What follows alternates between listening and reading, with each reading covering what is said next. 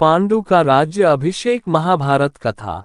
धृतराष्ट्र जन्म से ही अंधे थे, अतः उनकी जगह पर पांडु को राजा बनाया गया। इससे धृतराष्ट्र को सदा अपनी नेत्रहीनता पर क्रोध आता और पांडु से द्वेष भावना होने लगती।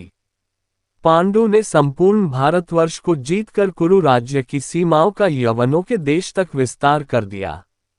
एक बार राजा पांडु अपनी दोनों पत्नियों कुंती तथा माद्री के साथ आखेट के लिए वन में गए। वहां उन्हें एक मृग का प्रणयरत जोड़ा दृष्टिगत हुआ। पांडु ने तत्काल अपने बाण से उस मृग को घायल कर दिया।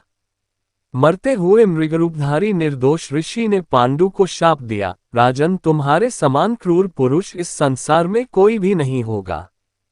तूने मुझे प्रणय के समय बाण मारा है, अतः जब कभी भी तू प्रणयरत होगा तेरी मृत्यु हो जाएगी। इस शाप से पांडु अत्यंत दुखी हुए और अपनी रानियों से बोले, हे देवियों, अब मैं अपनी समस्त वासनाओं का त्याग करके इस वन में ही रहूंगा। तुम लोग हस्तिनापुर लौट जाओ। उनके वचनों को सुनकर दोनों रानियों ने दुखी होकर कहा, नाथ, हम आपके बिना एक क्षण भी जीवित नहीं रह सकती। आप हमें भी वन में अपने साथ रखने की कृपा कीजिए। पांडु ने उनके अनुरोध को स्वीकार करके उन्हें वन में अपने साथ रहने की अनुमति दे दी। इसी दौरान राजा पांडु ने अमावस्या के दिन ऋषि मुनियों को ब्रह्मा जी के दर्शनों के लिए जाते हुए देखा। उन्होंने उन ऋषि मुनियों से स्वयं को साथ ले जाने का आग्रह किया।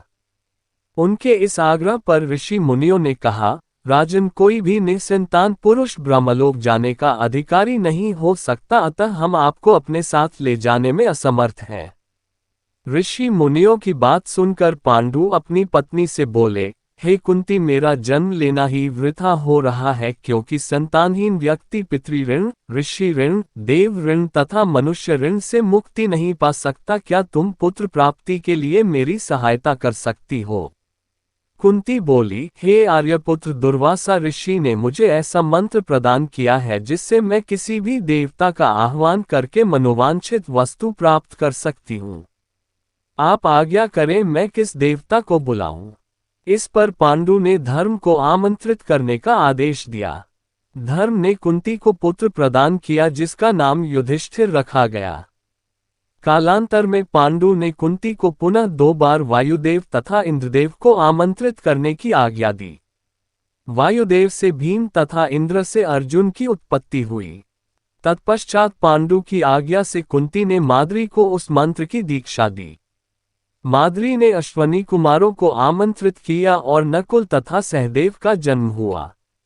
एक दिन राजा पांडु माद्री के साथ वन में सरिता के तट पर भ्रमण कर रहे थे। वातावरण अत्यंत रमणीक था और शीतल मंद सुगंधित वायु चल रही थी। सहसा वायु के झोंके से माद्री का वस्त्र उड़ गया। इससे पांडु का मन चंचल हो उठा और वे प्रणय में प्रवृत्त हुए ही थे कि शापवश उनकी मृत्यु हो गई। माद्री उनके साथ सती हो गई, किंतु पुत्रों के पालन पोषण के लिए कुंती हस्तिनापुर लौट आए। वहां रहने वाले ऋषि मुनि पांडवों को राजमहल छोड़कर आ गए। ऋषि मुनि तथा कुंती के कहने पर सभी ने पांडवों को पांडु का पुत्र मान लिया और उनका स्वागत किया। इसी भगवान की वीडियो देखने के लिए सब्सक्राइब करें चैनल को और बेल आइकॉन दबाएं।